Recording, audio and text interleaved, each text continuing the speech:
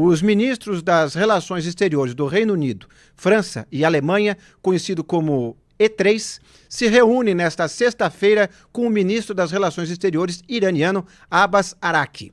O objetivo é buscar uma solução diplomática para o conflito entre Israel e Irã. E o programa nuclear iraniano também será discutido.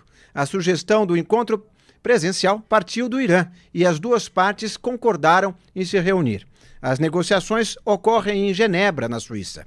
E já convido o Ricardo Kertzmann para entrar aqui no nosso debate. Boa tarde, Ricardo. Como é que você vê esse encontro? É o Irã querendo ganhar tempo para, de repente, esconder melhor as suas armas de poder nuclear? Ou realmente existiria uma boa vontade, quem sabe até esperança, eles abrirem mão do programa nuclear para armas? Boa tarde. Boa tarde, Inácio. Boa tarde para todos os nossos amigos antagonistas. Olha, eu acho que, objetivamente, Inácio, não é nem uma coisa nem outra. O que ocorre nesse exato momento, e não é precoce, pode parecer que, como tem poucos dias o conflito, pode parecer que é precoce, mas não é.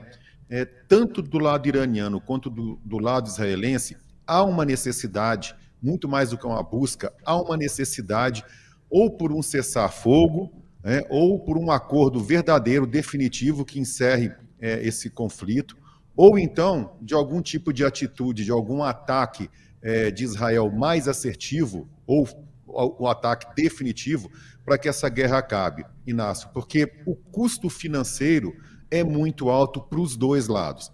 A gente está falando de dois países com capacidades de organização social e econômica diferentes. Eu vou começar por Israel. Israel tem um orçamento que ultrapassa 30 bilhões de dólares por ano de defesa. Boa parte desse orçamento ele é bancado, ele é auxiliado pelos Estados Unidos, mas o impacto financeiro para os cofres de Israel é muito alto. É uma economia pujante, vibrante, tem capacidade de financiamento, mas vamos lembrar o tempo todo que Israel é um Estado que oferece uma proteção a seus cidadãos, o chamado bem-estar social muito grande. Um sistema de ensino público muito avançado, um sistema de saúde pública muito avançado, de infraestrutura também.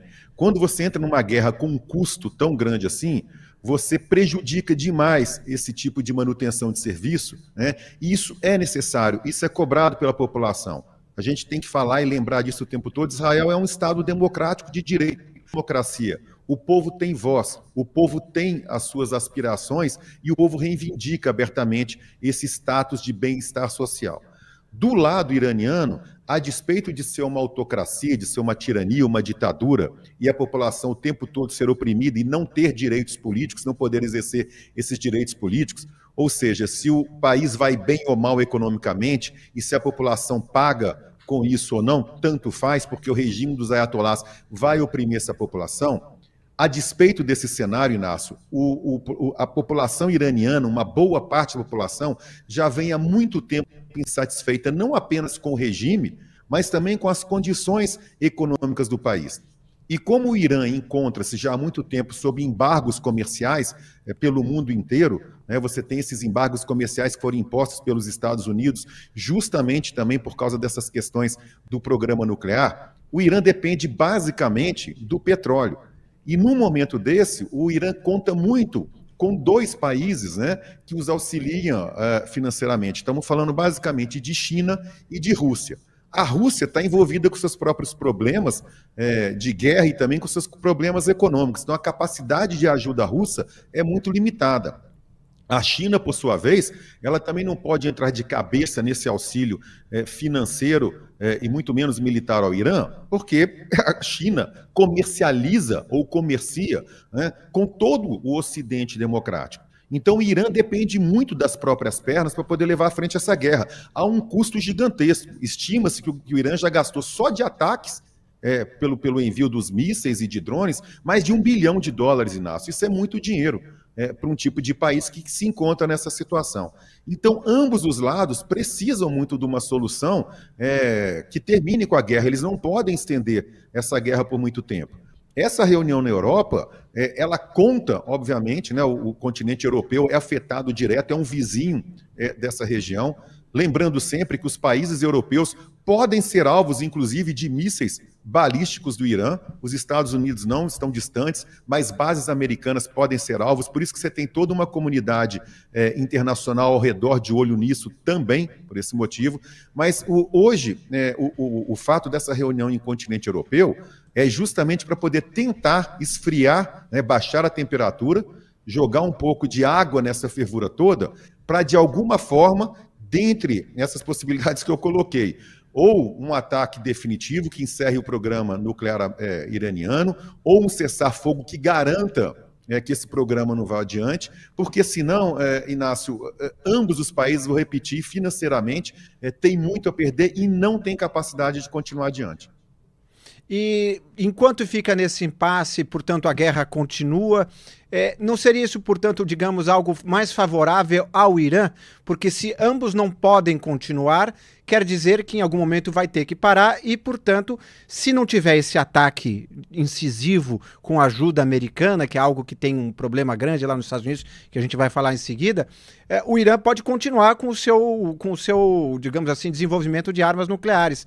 E aí a pergunta que vem é justamente a que eu mencionei no começo da fala. Se os Estados Unidos não entrarem de forma contundente com aquele destruidor de bunkers, aquele míssil que eles têm e que também só é lançado por um avião específico dos Estados Unidos, que garantia que a gente vai ter que o Irã só não está ganhando tempo para, de repente, daqui a um tempo falar, então, pessoal, eu já tenho a bomba. Vocês ficavam falando disso, nós sinalizamos aqui, fizemos a ideia de que teríamos um novo acordo, mostramos para você essa instalação, mas em paralelo, em outra instalação, eles desenvolveram, porque dizem que eles estavam muito próximos disso.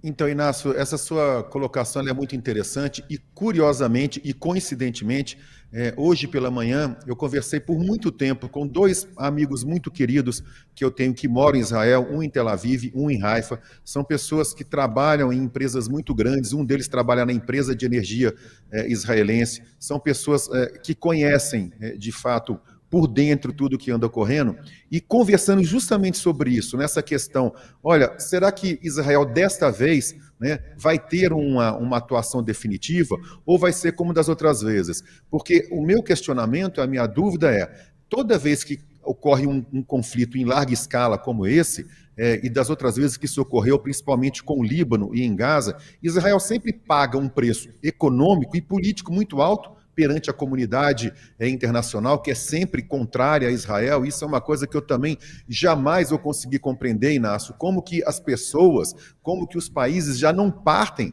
da premissa, é uma premissa que a partir dela não deveria nem ter discussão, que a gente está lidando com um conflito entre uma democracia e uma tirania. Só esse fato já deveria servir para não levar em consideração o que essa tirania defende ou fala.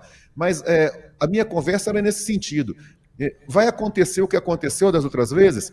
Israel vai tomar um tipo de medida como tomou, bastante drástica, bastante gravosa, mas que daqui a 2, 3 anos, né, a gente vai estar de novo na mesma situação. Na visão dos dois, isso não vai ocorrer. Haja vista, e eles colocaram isso de forma assertiva, e eu concordo, haja vista o que está acontecendo em Gaza.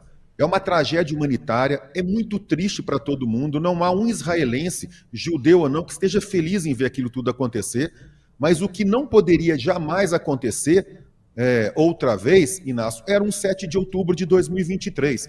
Isso foi um ponto de inflexão, foi um divisor de águas, acabou. Esse recado que Israel está dando para o mundo, de uma forma geral, ele foi muito claro a partir do que aconteceu e está sendo muito claro a partir do que está acontecendo. É essa expectativa hoje da população israelense, de que seja definitivo. Para você entender, o apoio da população ao que Israel, a essa defensiva, eu chamo de defensiva, de Israel contra o Irã, ele é maciço. Você tem hoje mais de 150 mil cidadãos israelenses, Inácio, querendo retornar para o país. O normal que a gente encontra em outras guerras e o que a gente tem visto no Irã são pessoas fugindo do Irã.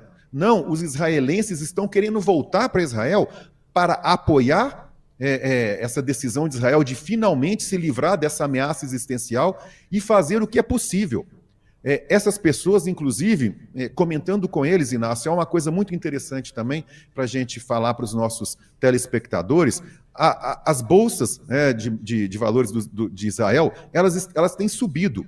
E parece um contrassenso, mas não. Nesse momento, a economia israelense, além de ser resiliente, ela tende a se fortalecer. Os israelenses tendem a investir porque eles querem a continuidade.